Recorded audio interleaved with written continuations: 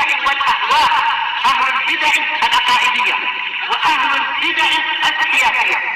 نقول بيننا وبينكم السلف، بيننا وبينكم الكتب، كان فيقول البدع بيننا وبينكم adalah, dan boleh jadi maknanya kamulah dan lain-lain. Tapi kalau dia mu'adda dengan ala, maka tidak ada makna yang lain kecuali apa? Meninggi, tinggi di atas dan yang semacam itu.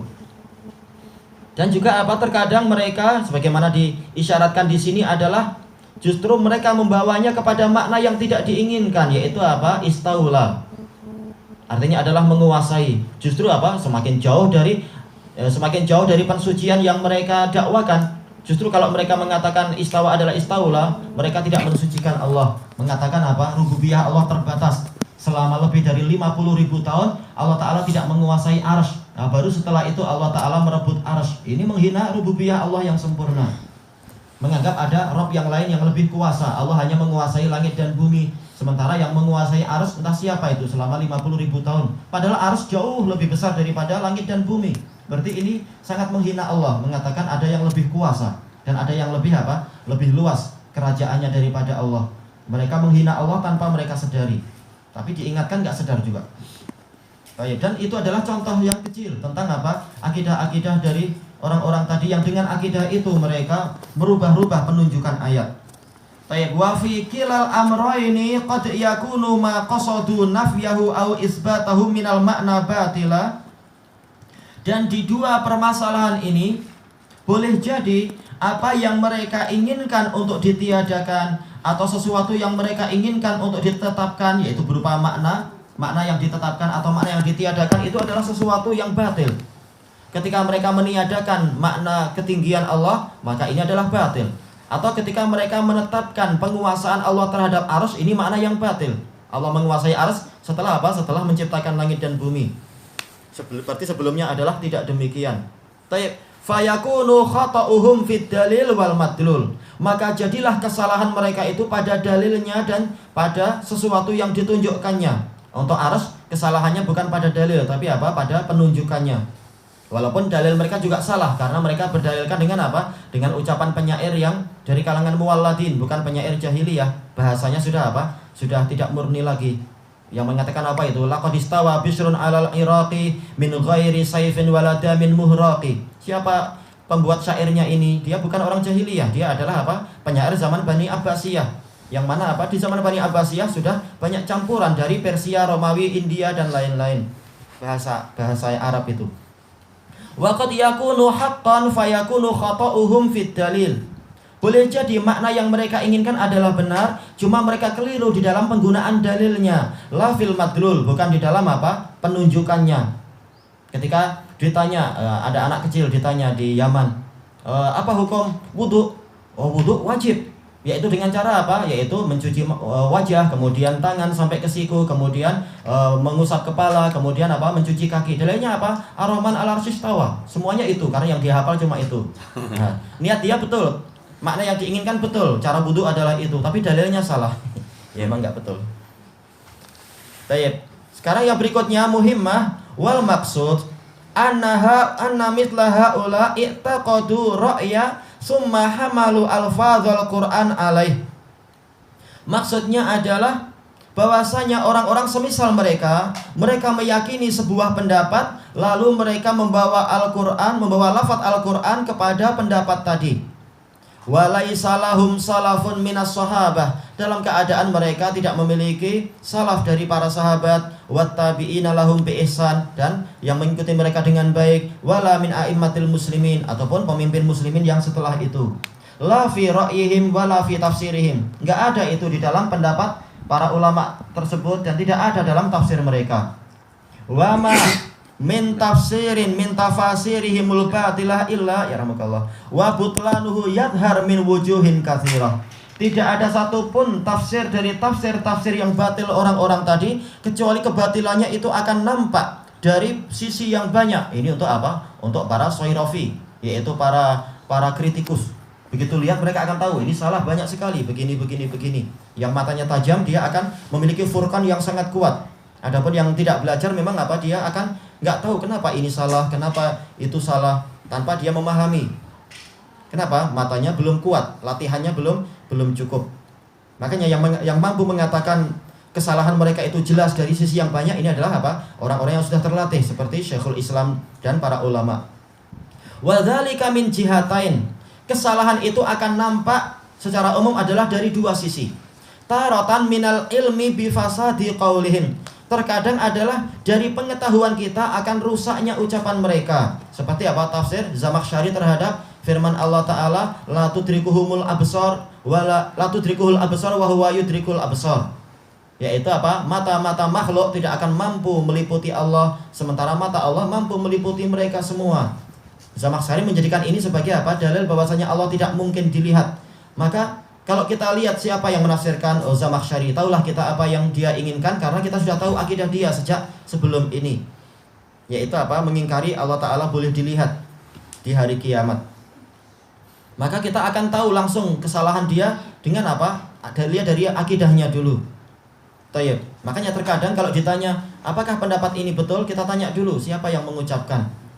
Kalau yang mengucapkan adalah orang Rafidhah, tahulah kita apa yang dia maksud.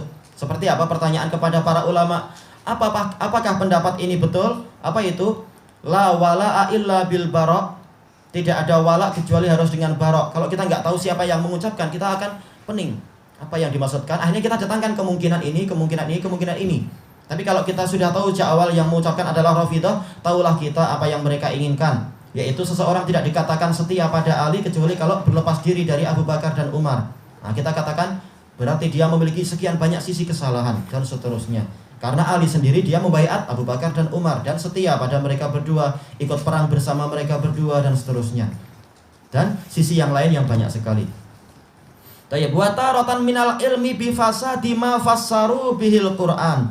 Dan terkadang kita tahu kesalahan mereka dan batilnya ucapan mereka tadi melalui apa? Pengetahuan kita akan rusaknya cara penafsiran mereka terhadap Al-Quran. Di dalam apa? Di dalam penggunaannya. Melalui apa? Ya melalui pengetahuan kita akan kalimat-kalimat mereka itu ketika mengatakan marajal bahraini yaltaqiyan, yaitu Ali dan siapa itu? Fatimah. Kita katakan jelas ini salah, penunjukannya sama sekali bukan kepada manusia, tapi kekuasaan Allah kepada apa? Kepada lautan yang sebesar itu. Tapi Allah mampu untuk apa? Memisahkan karakter yang ini dengan karakter yang itu tanpa adanya apa? Pembatas yang jelas dan seterusnya. Walaupun pembatas itu ada, tapi kita nggak akan mampu melihat pembatas tadi. Tapi apa? Efeknya nampak dan seterusnya. Ini adalah tanda kekuasaan yang sangat besar. Sementara saat ayat ini turun untuk apa? Sebagai hidayah pada orang-orang kafir dan pada orang mukmin. Kalau ada orang kafir datang lihat Ali, juga lihat Fatimah, kira-kira langsung melihat tanda kekuasaan besar nggak? Nggak ada itu. Seperti lihat manusia biasa. Bukan kemudian tampak seperti dewa mungkin bersayap atau apa, enggak. Sekedar apa? Melihat orangnya, nggak akan apa? Melihat tanda-tanda kekuasaan yang besar. Walaupun jelas setiap jengkal di anggota badan kita ada ayat Allah, tapi jelas seperti itu tidak menyebabkan orang kafir langsung beriman. Kalau semata-mata seperti itu tanpa apa? Dibimbing dengan pembimbing yang dalam. Sementara ayat tadi alurnya adalah semata-mata orang melihat dia akan tahu ini tanda kekuasaan yang sangat besar. Dua lautan yang karakternya tidak sama berkumpul jadi satu, tetapi apa? Tidak mampu menyatu. Padahal dindingnya tidak jelas juga. Dan seterusnya. Dari sini kita tahu tafsir tadi dengan Ali dan Fatimah adalah salah besar dari orang-orang Rafidhah. Kelanjutannya besok insyaallah, wallahu a'lam. Jadi kembalinya apa? Pada qarinah. Kita menilai sesuatu itu dari qarinah, faktor-faktor penyerta. Jadi kalau ada bid'ah membawa ayat Quran, kalau kita tanya pada dia, adakah salah memahami ini? Pematahannya. Kenapa kalau sekiranya ada Asy'ariyah yang membawakan dalil Quran kemudian mengatakan yang ditanya pada dia, adakah masalah memahami ini? Iya, harus kita tanyakan itu dulu. Apakah ini ilmu, ini kebenaran atau tidak? Kalau dia mengatakan, oh tafsir saya ini adalah kebenaran, kita tanya, Rasul tahu atau tidak? Kalau Rasul tahu, apakah Rasul menceritakan atau tidak? Ternyata nggak menceritakan juga. Kalau diceritakan, niscaya apa? Sampai ke kita, karena agama ini dijaga oleh Allah. Kalau ternyata Rasulullah tahu tapi nggak menceritakan, berarti apa? Menuduh Rasulullah khianat. Oh, mungkin Rasulullah nggak tahu. Kita katakan berarti menuduh Rasulullah ilmunya kurang dan seterusnya. Kemudian juga apa? Abu Bakar, Umar dan seterusnya. Itu apa itu? Salah satu dari apa? Metode Metode yang disebutkan oleh para salaf, para ulama. Rujuk dulu kepada Rasulullah. Rasulullah tahu enggak? Kemudian apa? Jawaban yang kedua, ketiga, keempat, dan seterusnya. Akhirnya apa? Kesimpulannya dari sekian puluh sisi, betul-betul mereka memang salah dan kalah. Asal apa? Dialognya jujur dan baik. Bukan baru bicara sebentar sudah apa? Teriak-teriak, marah-marah. Langsung panggil 911. Karena dengan cara ini kita sepatutnya memeriksa dengan teliti ya siapa yang mengkhabarkan sesuatu kepada kita. Itu jelas. Masalah penelitian jelas. Ya ayyuhalladzina amanu, apa itu? Idza ja'akum fasikum binaba'in fatabayyanu. Kalau ada orang fasik membawa berita kepada kalian, maka carilah kejelasan. Bagaimana kalau kita tidak tahu dia fasik atau tidak? Berarti apa? Manakala hukum itu tergantung kepada kefasikan seseorang atau tidak, berarti apa? Sebelum kita menghukumi hukum itu, kita harus teliti orang itu lagi.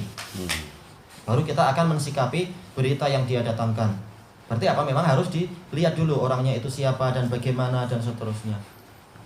Dulu ada kes yang macam ni, anak hujah kan, jadi seorang tu menjawab, kata siapa anta nak menguji keimanan seseorang ni dari banyak. Saya mukmin, insya Allah.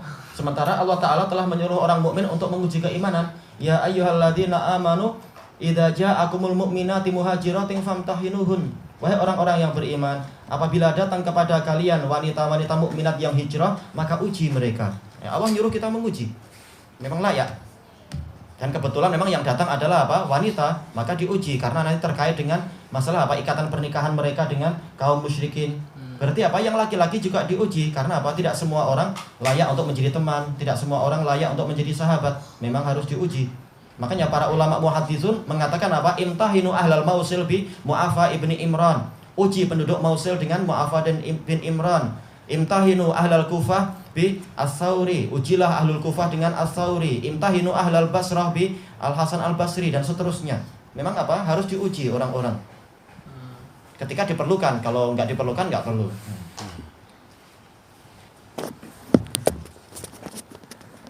Baik.